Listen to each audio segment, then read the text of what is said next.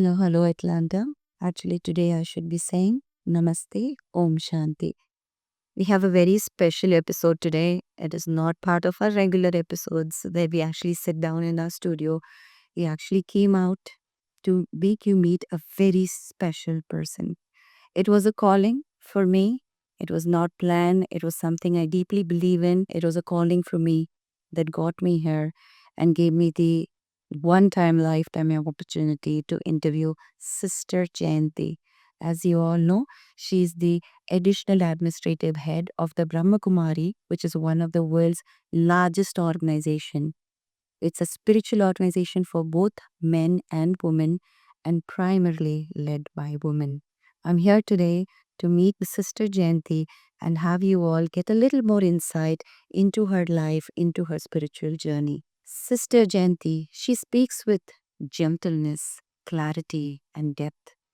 She makes even deep spiritual truths feel so practical, very easy to apply in our everyday life. Today, let's hear her story, her experience with Brahma Baba, her routine, her awareness, her journey of how she came into the Brahma Kumari spiritual world, how she practices meditation. At the end, she would also be enlightening us with a small guided meditation journey. So stay tuned and look forward to a spiritual enlightenment episode with Express with Sirisha.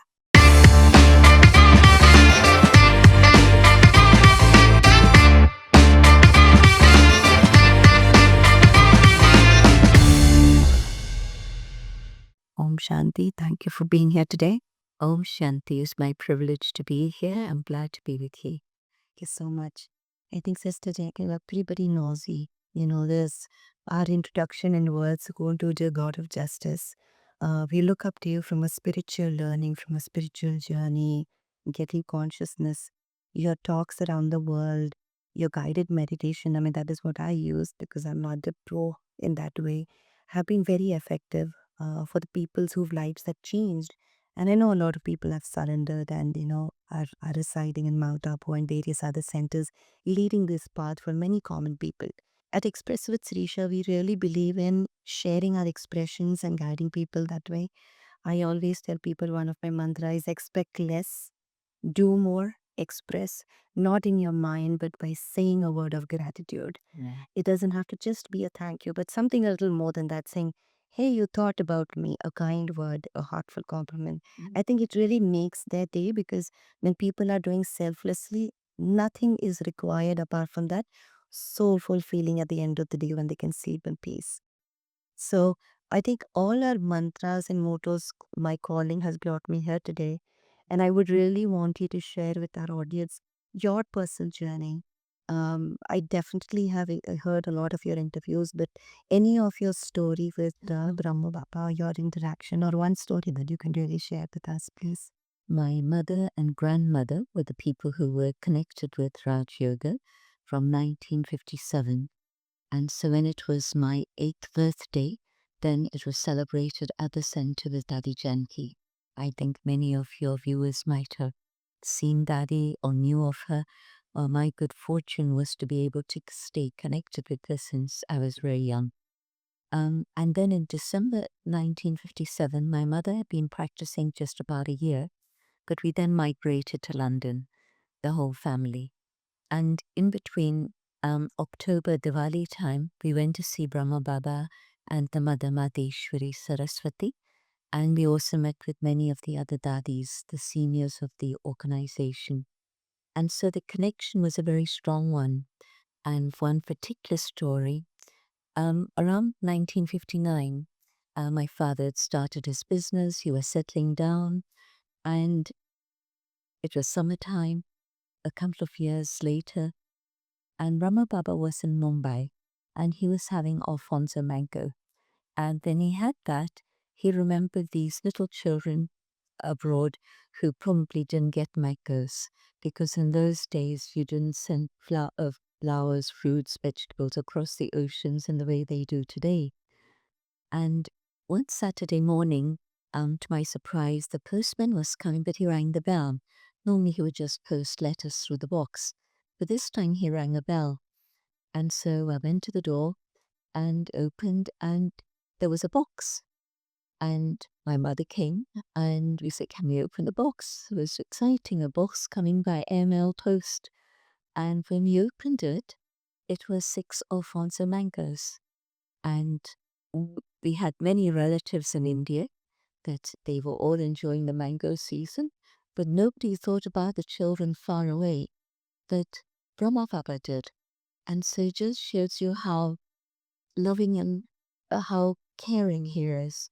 You were talking about gratitude, but just imagine sitting 5,000 miles away and yet thinking of 2 little children far away, and not just thinking of them, but actually putting it into practical form and sending mangoes by airmail post. It just gives you an idea of how vast Brahma Baba's awareness was, not just looking at the things immediately in front of him, but thinking of people far away also, but also doing something in a very tangible, practical way that can show that love. So that's one particular story that always stays in my heart. But of course, then we went back and forth from India and London many times after that. In 1968, I'm just getting the year right, 1968, I'd been in India for a few months, so I'd learned quite a bit of Hindi by then. I went to see Dadi Janki, and she asked me, do you want to say something or shall I? And I said, Dadi, I've come to listen. And a yogi can feel the pulse and know exactly what's going on.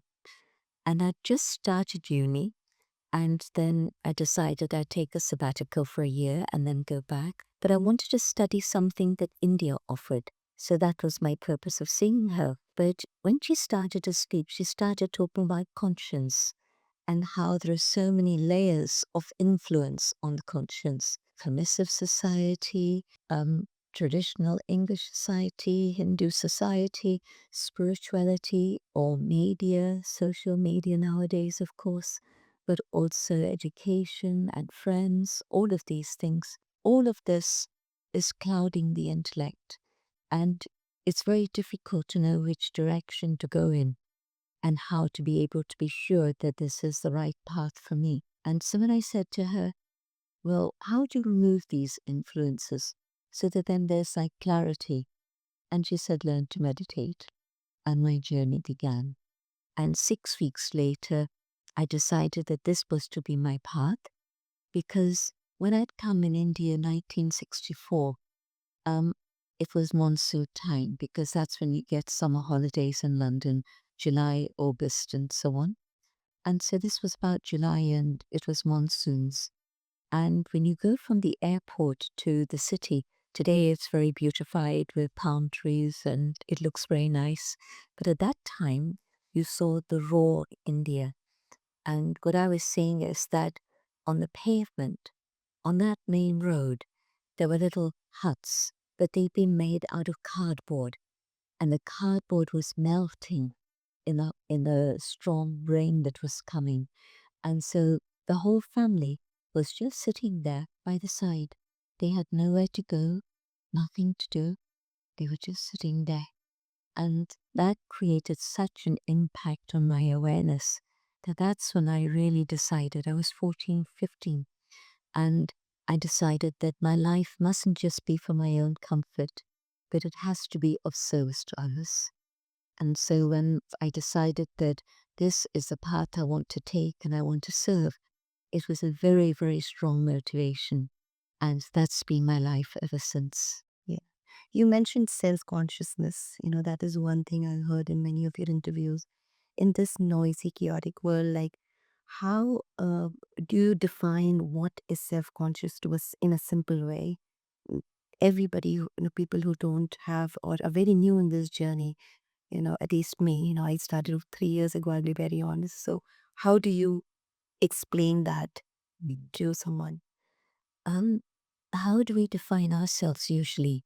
It's usually through the physical form. My age, my gender, my role in the world. I'm so-and-so's daughter, I'm so-and-so's mother, all of these things. Or my job, my position, or my property, my possessions. And so all these definitions are very related to the physical dimension. But anyone could fit that description. There could be billions of people that fit the description of gender, age, color, and so on and so on. So what is it that makes me unique? It's not none of these things. If I have 3 houses or 10 houses, there'll be others who have more. So it's not really a definition of myself or who I am. But if I want to know who I am, then let me go on that inner journey and come to the awareness of the inner being, because the way I think is unique. The way I am in terms of my personality, in Hindi we would call it sanskaras. So my sanskars are totally unique. They can be twins, that even twins will have different personalities. And maybe their appearance is very similar and you could get confused. So when they start talking and behaving, then you can see that yes, this is the one who has a really big heart, and this is the one who's very self-centered. And so our thoughts, our feelings, our conscience, our memory, our personality, all of these things cannot be defined on a physical level, but they do define me as a human being. So I think what's happened is that we've got stuck with the human, the physiology, but we haven't bothered to enter the terrain of the being. And so coming to that state of self-awareness, or even one could say self-realization, means to be able to know the self as a spiritual being, because it's the spirit that thinks and feels. My thoughts can't be measured. I can go back in time. I can go forward in time. What did I eat yesterday? Who was I with yesterday? What are my plans for tomorrow? And not just yesterday and tomorrow, but go back 20 years, 30 years, and the memories are there. And move forward in 5 years' time. I hope to have done this, this, and this.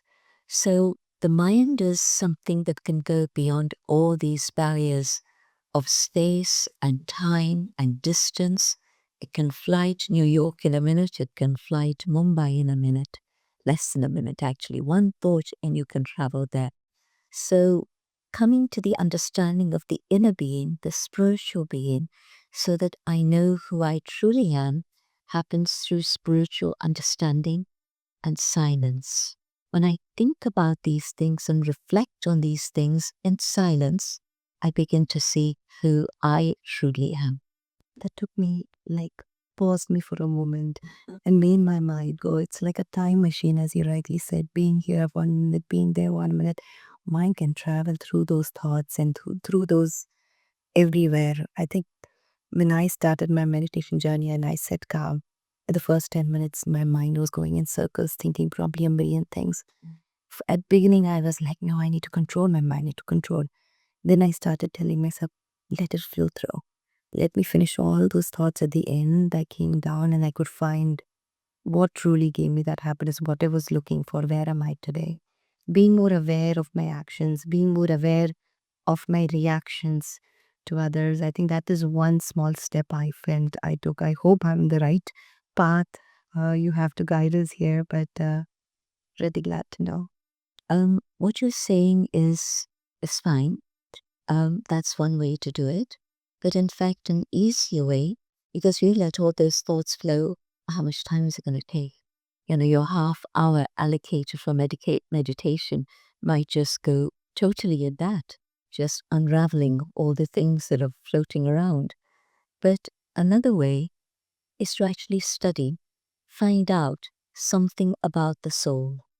And what you find is not just these things I was talking about, thoughts and feelings and so on, but you'd also discover that within the soul itself are the inherent core values. Where is peace? It's not in my eyes, it's not in my hands, not in my feet. It's there in that inner being, the soul, that I forgot I'm a soul. And so I lost touch with myself and so looking for peace here and there, thinking if I go to this restaurant, have a good meal, I'm going to feel happy and peaceful, but the meal isn't as nice as I would have liked it to be. Maybe the waiter wasn't as nice as I would like them to be. And so I don't necessarily find that peace. Or I go away on holiday and I come back more exhausted than I went. It was meant to have been a refreshment trip, but it doesn't always turn out like that. Totally agree. And so you can't find peace out there because it's inside. You can't find happiness out there. It's inside. The same thing with love. We think so will give me love, so will give me love. But my expectations are higher than the reality. And then there's a big disappointment. But when I go on that inner journey, I find that love within myself. And of course, the second part of meditation is, so the first part, don't stop thoughts to change their direction. Start thinking about those inner attributes, the qualities, the values that the soul has within itself that I've forgotten about. And the second step in meditation, at least in Raj Yoga meditation, this word yoga means connection, union, and so Raja for the Lord, for the Supreme, the highest of all. And so when I meditate, first step is go inside, coming to the awareness of my inner qualities as a soul. And in that way, I'm ready to experience my frequency as at the right level and ready to experience the presence of the divine, the source, God, Paramatma, whatever it is you wish to use name. But in that experience of being in the presence of the divine, I then connect to the source. And when I make that connection, then from the ocean, all that experience of God's attributes reaches me, and it stimulates those same qualities within the soul. So, yes, I'm receiving, but I'm also emerging what there is within me. And if I do this for 5 minutes, it's a beautiful experience. Can I increase it to 10, to 15, to 20, maybe even longer? But it'll happen at its own pace, not by my forcing it. But leading the mind gently means that I'm not trying to stop thoughts, I'm not trying to control thoughts, but I'm channeling that energy in a positive direction. I definitely wanted to ask you your routine. I feel people on our show connect when they know they always have seen you on screen. I know at such conferences and such events they have seen you.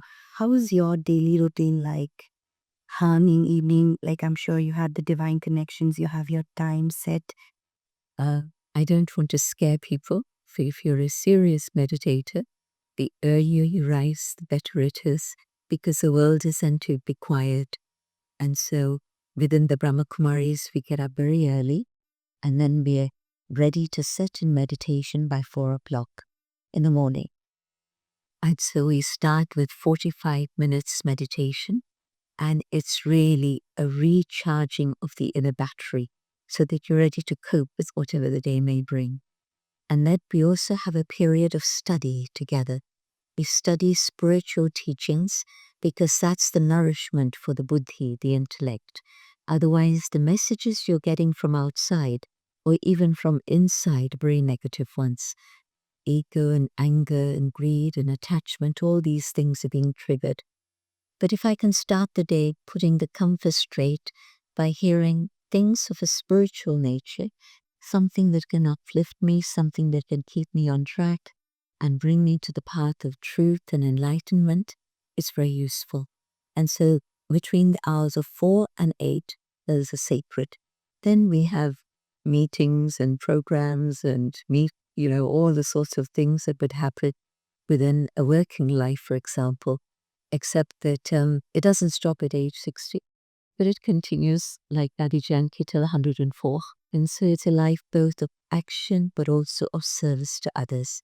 So whether it's morning meetings or whether it's evening classes, there's a time of service. And in the evening again, what would be important is to have meditation, either yourself or join the group collective meditation, because collective meditation multiplies the energy so that it can be shared with the world. And so it's not just peace for me, but the peace multiplies and the peace can reach out to the world also. And then at the end of the day, an audit for the self and checkpoint. Could I have done something differently? roll the reel back and just see it. What did I do through the day? And hopefully, there'll be some things that you'll be able to see, and you'll know that I was a bit impatient. I could have been a bit more patient. Maybe I wasn't listening, I wasn't focused, my mind was half here, half there. Maybe it would have been better if I was more focused. So I'll be able to see, what could I have done differently? Plus, let me see the good that I did and surrender that to God so that I don't carry the ego, I did this. But also let me see the things that are not quite right. And can I take God's help and power so that I change that? So at the end of the day, let there be closure on the day, and then the next day begins fresh. And like the thought of self-reflection, my 8-year-old, 9-year-old son already does that. He goes through the actions of the day, calls it out to me, and we jointly do a self-reflection.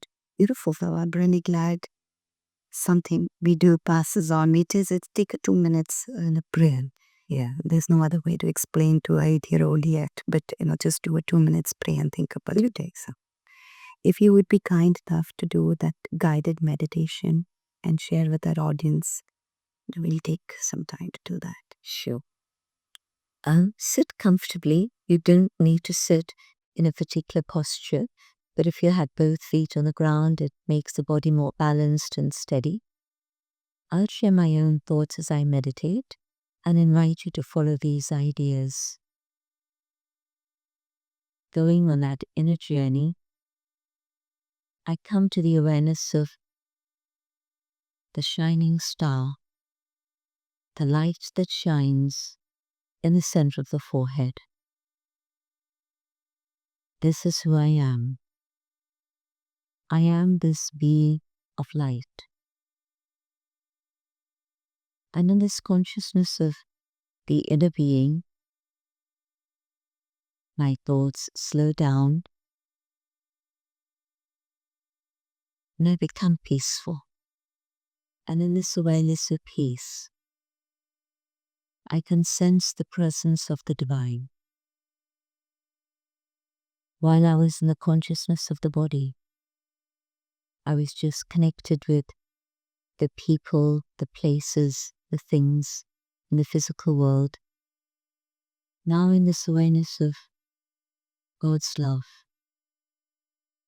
in this different dimension, a higher consciousness, I connect with this sweet love that the divine wishes to share, not only with me, but with all. Peace feels natural. It's my original home. I move into that dimension of light, where the light is unlimited,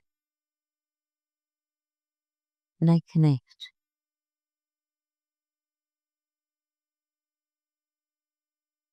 Not just with the one above, but I also connect with my human family.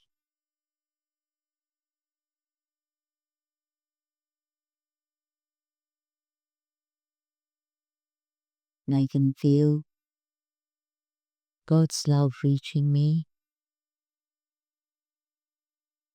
And as it does so, I can feel my love growing. My heart gets bigger and beyond the animal kingdom, the plant kingdom. In this experience, I hold this love in my heart, and I come back to the physical dimension. But now, moving forward with determination, I come back here to this moment now, but I also keep that love so that it informs my thinking, my speaking, am I doing? Om Shanti Namaste. Thank you so much for doing this. And it's here the coming knowingly case. It's my pleasure there.